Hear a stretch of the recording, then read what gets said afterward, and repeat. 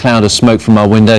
That corresponds, of course, with what we're seeing from our live camera position on the edge of Hemel Hempstead this morning. Thank you for your photos coming in this morning as well. Now that we've got a bit of daylight on the situation, we can see the extent of the situation. A couple of the photos I'm looking at that were taken just as the sun were coming up looked like a tornado hitting the area, the way the cloud was circling the region. Other text messages coming in. I live in Tring, just 6 miles away, but didn't actually hear it. Obviously quite a heavy sleeper there. Paul in Eastleigh in Hampshire got woken up by a number of distant bangs, so that's getting down towards Southampton region. So it's a huge area that's affected by this. I live in Royston, Hertfordshire, says Rachel. I heard the rumbling like someone had fallen down the stairs. And also Ricky has just emailed in, says that he lives in Grovefield, just half a mile away. He says he's convinced it was caused by a gas leak. Obviously that's turning not to be the case, something more serious than that. He says he can smell gas around him at the moment. Whether that's connected, I'm not sure. Hopefully the emergency services, Ricky, will keep you informed of the situation there. So plenty of text messages and emails coming through. News@sky.com or news.plan@bskyb.com, and text us please on 84501. Yes, indeed, hundreds, if not thousands of you writing into us this morning. Many thanks indeed for that. And you're telling us about what you experienced this morning. Some of you saying that it sounded like thunder. Others of you saying that you thought it was either a plane crash or an earthquake. Let's talk now to Jordan Biggerdike, who can tell us what she thought it was. Jordan, exactly where are you and what happened this morning? We're just in Liverstock Green at the moment. We can see it now. At about 6 o'clock there was a big bang, and I was just about to go back to sleep, and I could hear my boyfriend's mum asking what the noise was, and we got out and we thought it was a fire at a pub, and so we jumped in the car. We were probably one of the first few people up there. All we could see was just smoke rising really high up into the air. Never seen anything like it. There were so many people out and about. At the moment you can still see the flames. I'd say we're about half a mile away from there, and you can see a big plume of smoke. What was your initial reaction to it? What did you put it down to? I don't know, everything went through my head. I looked out and I was expecting to see out my window just carnage everywhere. I thought, something fell out the sky, as everyone else was saying, earthquake, car crash outside. All it is so lucky that it went a bit later on tomorrow morning, because I work at the industrial estate, and it is jam-packed all the time up there. Yes, we were hearing that earlier as well, that people were saying, thank goodness this didn't actually happen during the week when it would be full of workers on the industrial estate, and that it happened on a Sunday morning, indeed as early as it did, when people would have been in minimal attendance. So I actually work in front of it at the HSBC call centre, which is basically a bit in front of it. My uncle actually lives in Liverstock Green, and all his windows are blown out and his door was blown out. Have you been able to speak to him at all this morning? No, he weren't actually there. My other aunt and uncle was staying at his house, and they quickly got on the motorway to go back down before it closed off. We know that in the vicinity of the oil depot, there's also a travellers' site, and people have been writing into us asking us if we know anything about the people who are staying at the travellers' camp. So far, it seems good news and that it wasn't affected. Do you know anything about that? No, not at that one. I know there's another one where we were standing by first of all. They all seem fine. It didn't seem to be anywhere near that one. And we haven't actually been able to get up to the other one. It's all been closed off by the time we got up there. All right, Jordan Biggerdike, thank you very much indeed for your time this morning. Thank you. A little earlier, there were unconfirmed reports of casualties in this incident, so we were trying to get a picture of exactly how things were shaping up in the region, and we spoke to ambulance worker Gary Sanderson, who gave us his account from the scene. But at the minute, it's just like a massive ball of fire and a plume of smoke. Say several explosions still going off. How close have you been able to get to the scene? As close as we're allowed. Obviously safety comes first, but we've just evacuated a hotel in Hemel Hempstead, the Holiday Inn, 120 people to a standby place where we can keep them safe and warm, but so it's too dangerous to stay where we are. We haven't heard anything yet here at Sky News from the police, and indeed our witnesses that we've been talking to throughout the morning said that they haven't heard anything official. What about you? Have you been speaking to police at all? Yeah, we're working very closely together, police, fire, ambulance and utility services. We've got contingency plans in place now in preparedness for these such events. And as I say, it's too early at the moment just to talk about numbers of casualties because it's hectic at the moment. What are the contingency plans that you have in place? Obviously, they are all involve out major incident planning. You know, the initial response to the scene, the dealing with the scene, the aftermath. So everybody's working closely together. These are just some of the latest pictures that we're receiving in from people in their workplaces and homes, just showing the kind of mess that it created.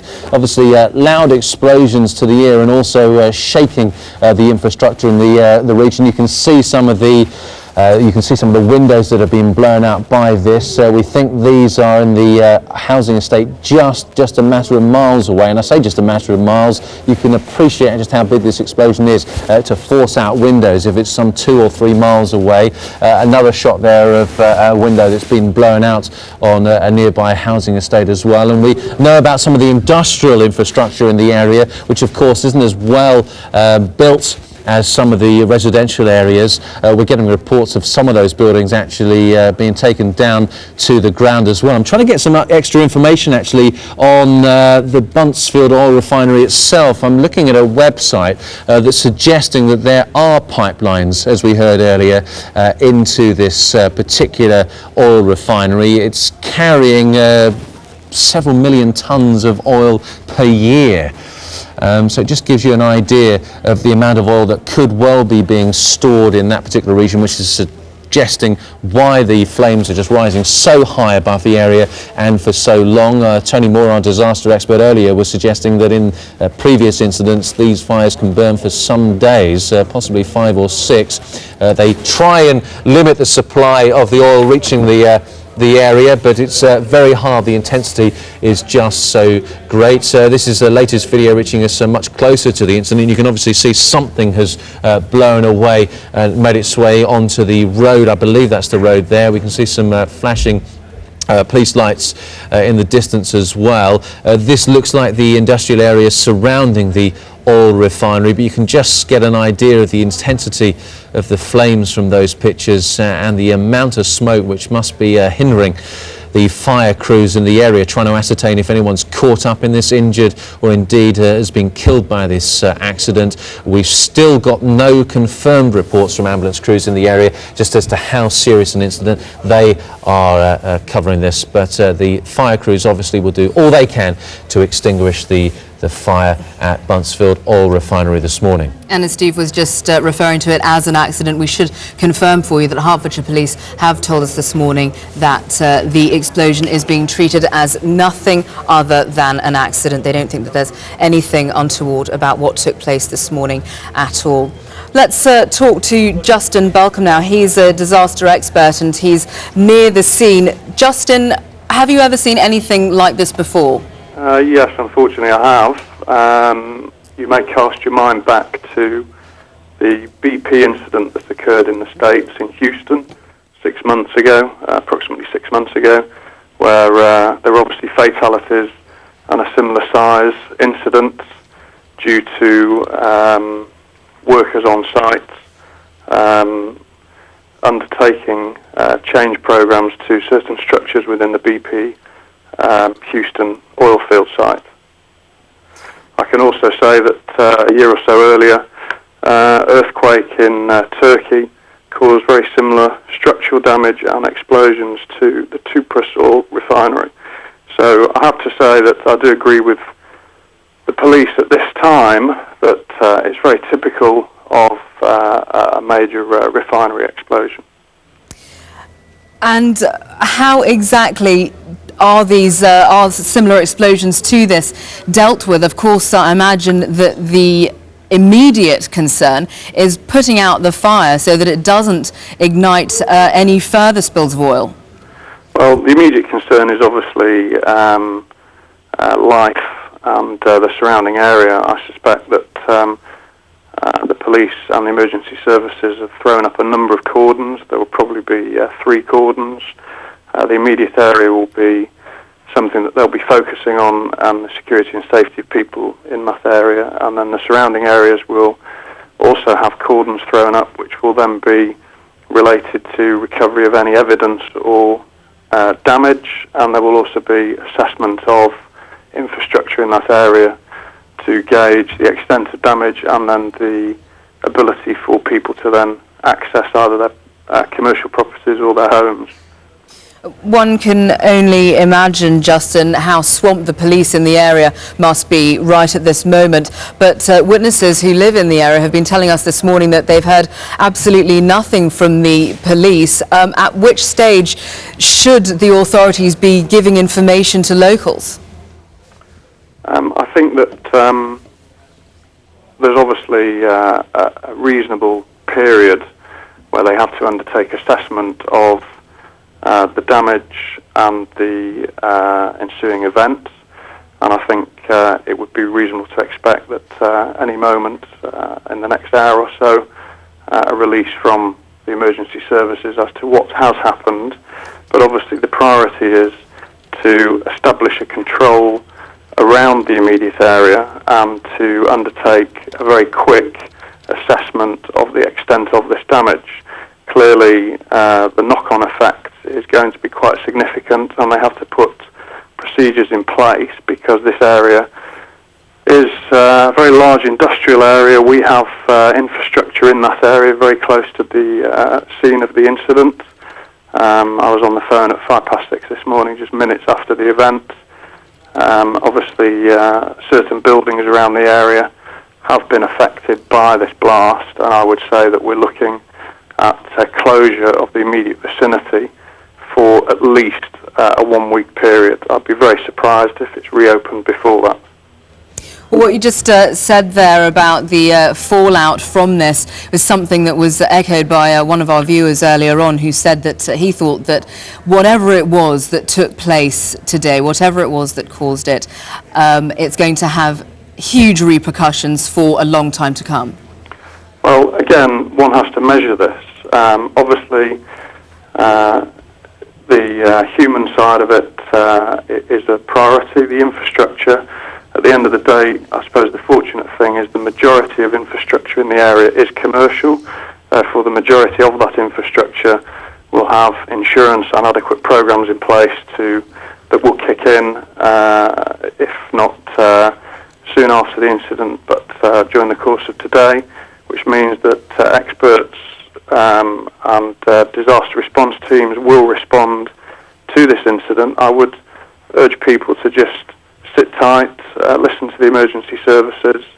Obviously, news teams like yourselves are bringing very good footage, and we're obviously getting information on the ground as to the extent of this. But it does seem at this point in time that it's restricted to the petrol terminal, and ensuing damage is predominantly blast and fire damage.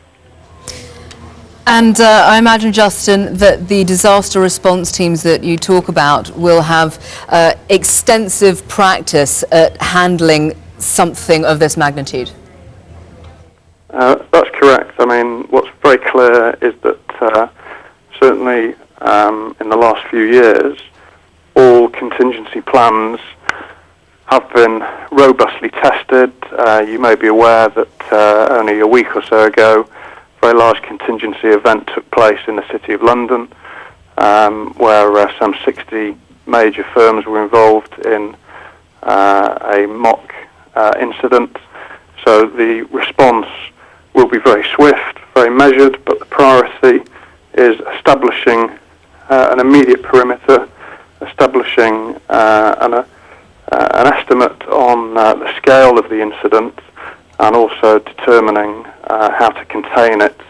And in these sort of events, obviously it's going to be a long burning incident until fire crews and safety personnel can gain access to the areas that have been involved in this incident, and then determine how one contains it.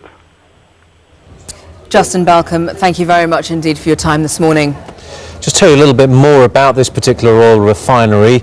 We understand that there are indeed pipelines that network it to Humberside, Merseyside, Heathrow and Gatwick airports. All radiates out from Buncefield itself. There's a line called the Fena line, which is a high pressure fuel pipeline that transports the products from Lindsey Oil Refinery, that's in North Lincolnshire, down to the Buncefield terminal that we're seeing here at Hemel Hempstead.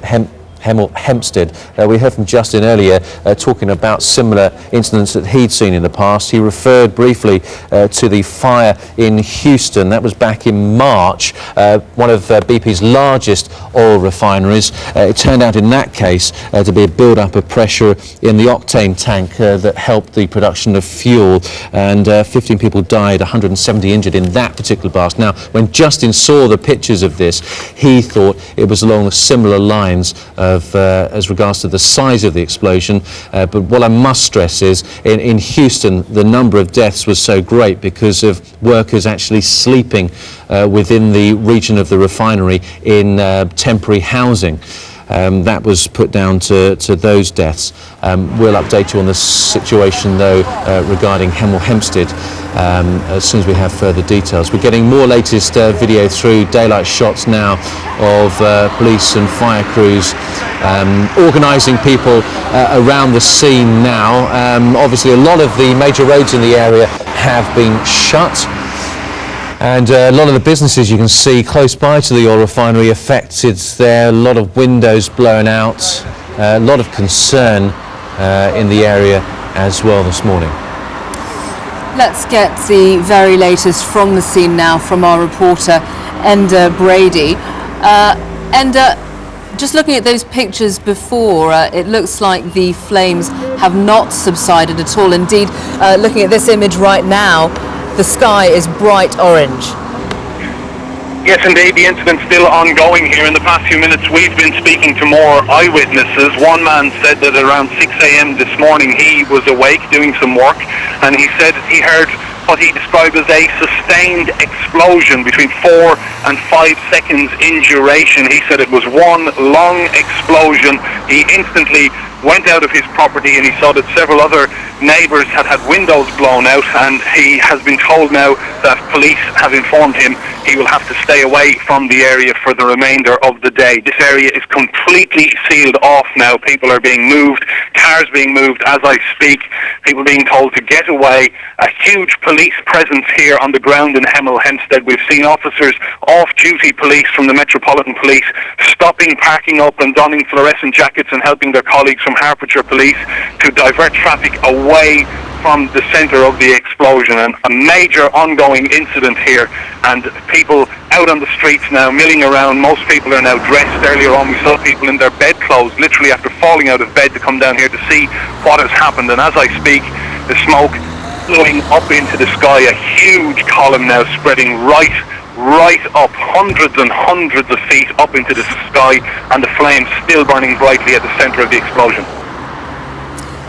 And we know that earlier the Ramada Hotel in Hemel Hempstead and also the Holiday Inn were both evacuated of all guests following these explosions. When we were talking to Jeff Mead, who was there earlier on this morning, it seemed like a fairly calm situation amongst those who were being told that they had to leave the hotels, which I suppose is in fairly stark contrast to the drama of this incident.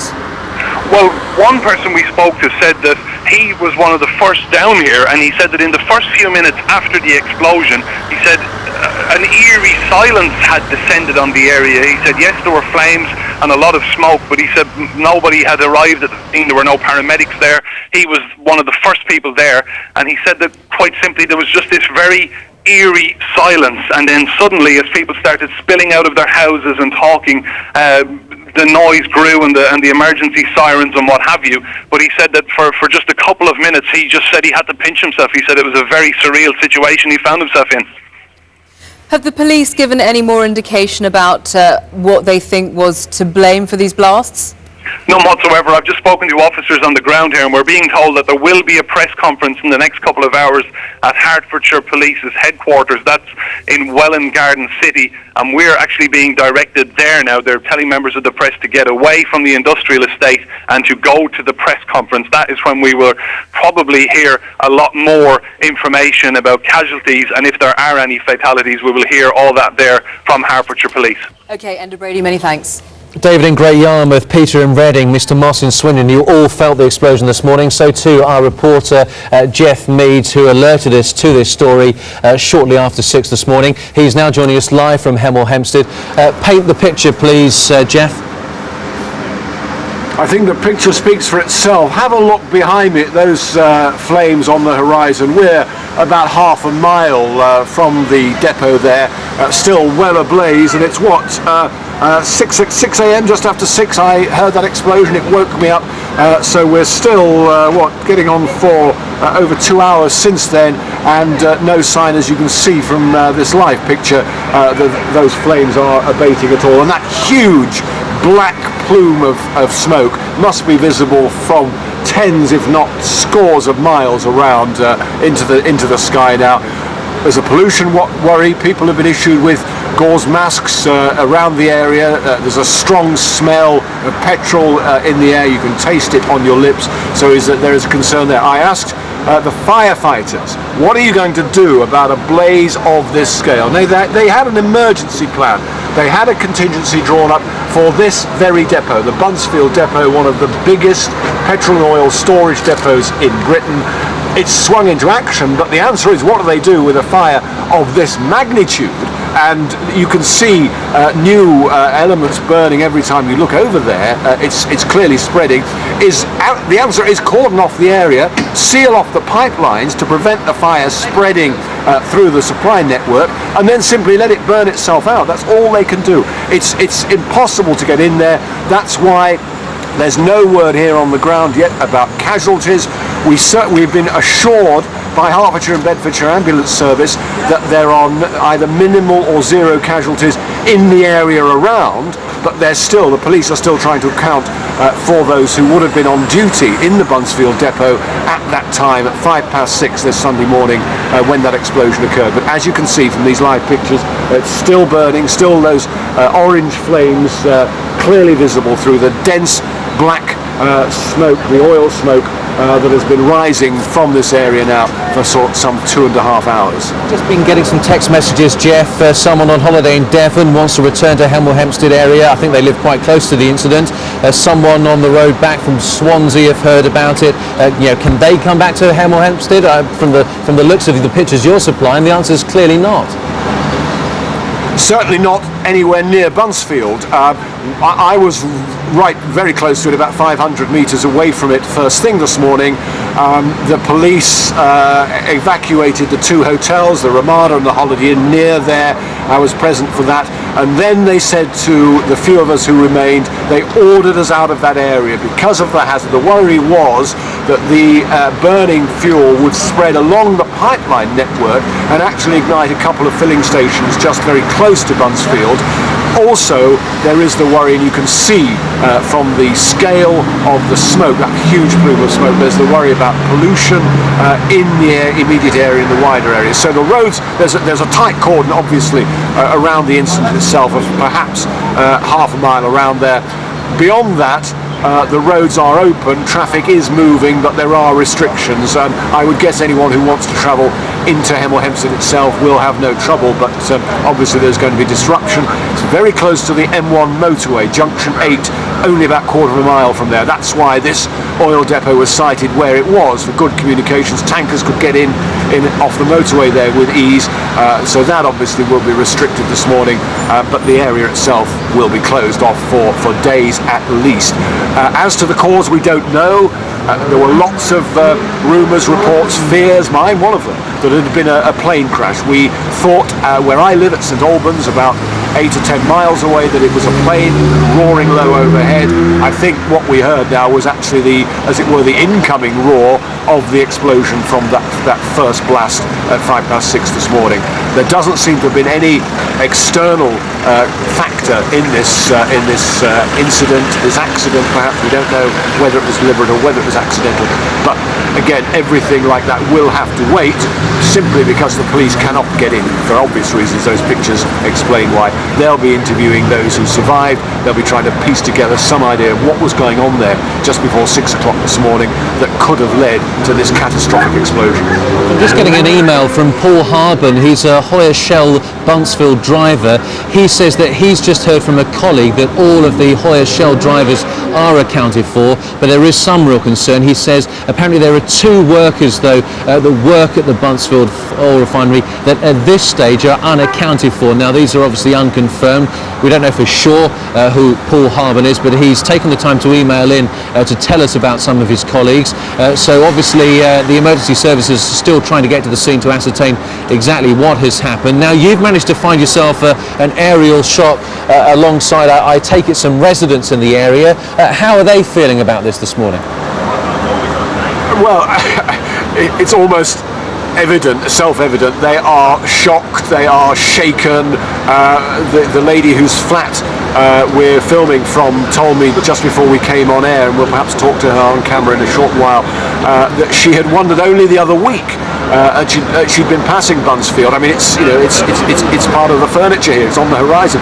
What would happen if that ever went up? She said, we all go up. Well, fortunately, that hasn't happened. But everybody's out here on their balconies in the streets, despite the bitter cold, looking at the scene that we're seeing, and wondering how fortunate they were that so far, and this has been confirmed by Hertfordshire and Bedfordshire Ambulance Service, no reports of any severe or significant casualties in the area around the depot. It's not built up, it's an industrial estate, a trading estate on a Sunday morning, and there would have been very few people, just security personnel around there.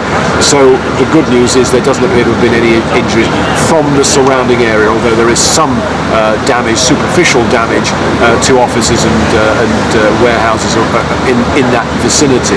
I spoke just before coming on air to a couple of people who work at Buncefield. They didn't want to give their names, but they were looking relieved, and they said they had heard that injuries were restricted to minor cuts and bruises. Now I think we should be careful of speculation here, because obviously it's a very, very worrying time for families.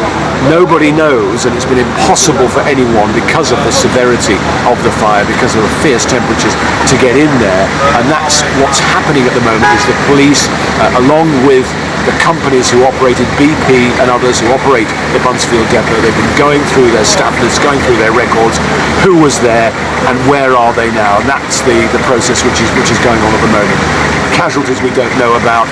You have to fear, looking at the scale of the devastation, the fierceness, the intensity of the fire that's still going. It would be astonishing if no one has been seriously hurt in this. Jeff, we've been absolutely inundated with emails from viewers throughout the morning since this happened at 6:05. People telling us their experiences, what they went through, what they heard, what they saw. But now we're starting to get the questions in as well. We've had one from Kevin Sampson, who's in Sunbury. He says that he asks that there's a massive amount of potentially toxic, deadly smoke. Is it coming south or north? Any more information on that? Well, as you can see from that picture, it's moving, well, you can't see, but I can tell you can see the smoke, and it's moving south. It's sort of parallel to the M1, spreading tons and tons of smoke. You can see the scale of it in our picture. What's in it? A lot of volatile components, of course. This is a petrol, oil, diesel depot, so a lot of toxins, potentially carcinogens in that. Is it good news that there's no wind to disperse that? I don't know. But it's certainly hanging at several hundred feet over this part of Hertfordshire. Those of us who were close to the scene, I was among the first there this morning, were given by the emergency services gauze face mask. We were warned by the paramedics down there that what was in the air, in this smoke, is not good for health. And there are environmental safety agency personnel down there as well. That is information, of course, that we need to get, and there will be some pressure to be released by the authorities in the coming hours. We simply don't. I mean, I am not in a position to tell anybody, and I can understand our viewers' concern. Believe me, we're concerned. We're right under this oily black cloud about what's in it and what hazard it represents. All I can say again is that the police, ambulance and fire service all separately reassured me that they had a contingency plan for this. They had a drawn up programme of action for Buncefield. This was obviously a hazardous area with the potential for this to happen. Nowhere in that plan is there wholesale evacuation, so that would suggest that perhaps, given the altitude and given the dispersal of the fumes, it doesn't represent a near or present danger to health. That, I think, is something that will have to be looked at in the coming hours, though. Yes, and the police, no doubt, Jeff, will be under an enormous amount of pressure to provide some answers for people when they hold their press conference in a couple of hours' time. Well, obviously, a major emergency like this throws up a host of questions.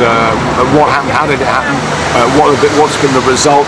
I don't know whether we should anticipate too many definite answers to that. I mean, the officers I spoke to down there, it had been a quiet Sunday morning, not the busiest time for shift workers.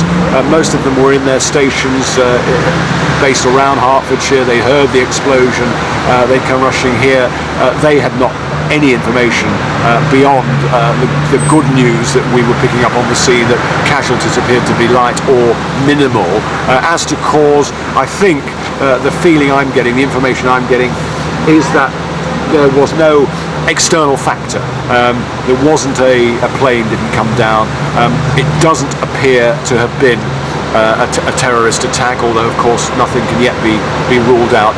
But you're right, I mean, all those questions about what were the safety procedures here, what might have caused this explosion, who's been hurt or worse in this, and what effect is this having now. We talked about the pollution impact. The fire brigades say that something of this scale, you can't simply get fire engines in there and spray foam or water on it. You can't get close because of the heat and the danger to firefighters. And B, the fire is so extensive that you simply cannot put it out. You don't have the resources, either chemical or water, to deal with that. So they're going to let it burn out. That's really what the only option they have now, is to stand back, dampen down as it burns out, and let the whole thing take its course. Jeff, thanks for that. Obviously you'll stay with us. Let's just talk now to the local MP, Mike Penning. Mike, a very good morning to you. I understand you were actually a former fireman yourself, and you've been in touch with former colleagues that are still working for the fire brigade. What are they telling you? Well, I'm actually at the forward fire control point at the incident now, and I've just met with my former colleagues, the firemen, who are doing an absolutely fantastic job. You can probably hear some of the appliances going past as I speak. And I've also met with some of the workers that were on site this morning that were injured, and thankfully it's very superficial injuries, and they're sitting there having a cup of tea and realising just how lucky they are. So how have they been dispatched? How many crews? What kind of fire are they dealing with? Well, obviously I was listening to the previous one. The incident is a very major incident. I understand that at the moment they're treating it as an accident. They don't believe there are any third parties involved at this stage. You'll get a press conference later on today and they'll tell you more about what's going on. I think every appliance which is available from local counties, from this county in Hertfordshire and throughout the area are here. As I understand it, they're doing exactly what your previous caller said, which was I would understand as a former fireman myself. You can't put this sort of fire out, you have to starve her. Basically, you starve her of fuel, and eventually she'll burn herself out. At the moment, it's very visible. There's a massive plumes of smoke going up, and basically the sky is turning dark as if we're going into the evening rather than first thing in the morning. Yes, Mike, we've heard from Total UK officially. They say that all their staff are accounted for. Unofficially, we've heard from Shell that work at the refinery. All their drivers are fine, but unofficially, 2 people are still missing at the moment. What's the priority here? Get in, get the fire under control, or get in and assess who may need help? Well, I mean, at the moment, I understand. I'm not going to say the same information as you. I've just been briefed by the senior fireman here, and as far as they're concerned, at the moment, everybody is accountable for, which is fantastic news if that is correct. at the end of the day, you can't put this sort of fire out. I've fought these sort of fires myself down in Essex, and you can't put them out. You can only starve them with fuel. What we have to do now is make sure that we get the right sort of foam tenders in, the right sort of equipment to actually make sure it doesn't spread. And also, while you're talking about that, let's just bring in an overhead shot of the site there, and I think we can see from this the actual circle there is the centre of the refinery. I'm just talking for the benefit of our viewers, Yeah. Mike.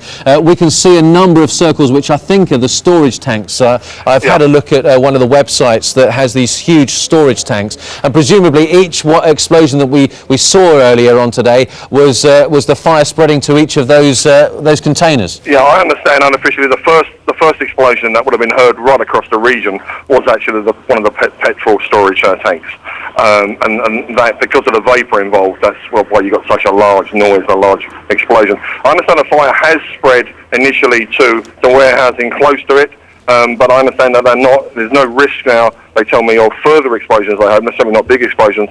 So because this is very, very close to my residence, this is very, very close to residential housing estates, my Hunters Oak area and Woodall Farm of Hemel Hempstead are literally a few hundred yards away. So there are areas that have been evacuated, there's some areas that haven't, and the reason they haven't is because they obviously feel that at a pleasant time they're safe. Okay, Mike, thanks very much indeed. Thank you for updating us on the situation there. We're due to get official word from the crews at the scene. The police are earlier suggesting within the next couple of hours, as we see latest pictures of the police moving in towards the area. We were just talking about the number of storage tanks. We just saw that overhead picture that suggested there are a number of storage tanks there. Also, there are pipelines as well in the region, and they'll be working very closely with crews there to try and ensure that fire does not spread to any other areas. Let's talk now to Ian Hutchison, who works for the oil company Total UK, which has links to the Buncefield oil depot. Ian, good to have you with us again, and that's certainly incredibly encouraging news about your employees who have now been accounted for. Yes, and we're doing everything possible to ensure the safety of everyone affected by the situation. We have been able to contact our 2 members of staff and confirm they're both safe. We're doing everything possible to bring the situation under control. What sort of information were they able to give you, if any? I really don't know. I don't have any further information other than what I've just given you, I'm afraid. There has been some suggestion as well, Ian, that whatever comes out of this with regards to casualties, etc., and damage, the long-term repercussions will be significant. Clearly, our priority at the moment is to bring the situation under control, and that's what we're doing, and that's our main priority at the moment. As it was so early on a Sunday morning, I gather that there would have been minimal attendance in the area, which is certainly a good thing, but there would have been tanker drivers, I understand, and a fair few of them. I really don't have the information on that, I'm afraid. Very sorry. Okay, Ian Hutchison, well, thank you very much for providing us with the information that you did. Many thanks. This is the overhead picture. It's not live, of course. So this is showing you the layout of the refinery. These are the kind of storage tanks that we're talking about. That obviously was the trigger of one of the large explosions early on. Now the real concern is, of course, that there are other storage tanks all around this particular region here, and trying to contain the initial fire will be the main priority of the fire crews at the moment. But we're talking about this of being the whole region of the refinery there. Let's show you the live pictures now, and you'll see that the flames and the smoke are still billowing from the scene there, and it would appear that there is a major incident that the fire crews are trying to deal with, and at the moment still no confirmation as to whether there are any casualties within the refinery itself at this stage. Yes, in the next couple of hours, as Enda Brady was telling us, our reporter at the scene was telling us that there will be a press conference held by Hertfordshire Police. That'll be held in Welwyn Garden City. Let's talk to Mark Mulholland, who witnessed what was going on this morning. Mark, just tell us where you are, how far away from the scene are you, and what's going on now? Well, actually, I was living inside Grove Hill, and it was early hours this morning, about 6 o'clock. I heard this massive, great big bang, and my front door flew open, and I went outside, and I see the flames and the smoke bellowing out from the area, and I ran over there to see if I can help some of the ex-forces, and try to see if I can assist in any way I could. And as I got there, I could see it was the oil refinery, and basically I was trying to help as much as I could. Run up the road with a police officer, and we were calling off the roads and turning cars around, and basically telling people to get out of the area. You know, and it was quite devastating. The surrounding buildings and stuff there's severe structural damage, to main warehouses in the area. Yes, that's certainly what we've been hearing from other witnesses as well. One of them, in fact, was telling us that he saw a building close to the oil depot itself open up like a doll's house. Oh yeah, definitely. It was basically if you remember the explosion in the NatWest building in London. It's very similar to scenes of from there. You know, it's really devastating, and people are around the area. Well, I was pretty much in shock. I was speaking to a security guard that helped out, and he said his mate was he had blood coming from his ear, and probably perforated eardrum, and basically he was shook up, and he turned around and said to me, he goes, Michael, you'd be so cool. You know, I goes, well, I've very experienced this sort of thing before. And he said, he goes, I can tell your ex-forces and stuff. He goes, you were acting so cool. You know, and basically what I was trying to do was to get everybody out of the area and calling off the roads and helping the police out as much as I could, and basically making everybody make sure they were safe. You know, doing exactly what I could. And a friend of mine was going into buildings, putting out fires, and and I know we shouldn't have done, but we was making sure that there was nobody in the buildings and make sure everybody was all right. Did you suspect straight away that this was a result of an explosion at the oil depot? Because we've had so many people saying that they thought that it was anything from a thunderclap to an earthquake. No, it was nothing like that. It was definitely an explosion. Definitely an explosion. There was you can tell it's thunderclap, thunderbolt, and it's nothing on those lines. It's definitely my first instinct was oh my God, is it a plane? It's crashing or whatever like that, because we got the main flight path coming over from Luton, and basically I thought myself, the plane's gone down. That was my first reaction, but obviously it wasn't, thank God. And it's basically it was the oil refinery.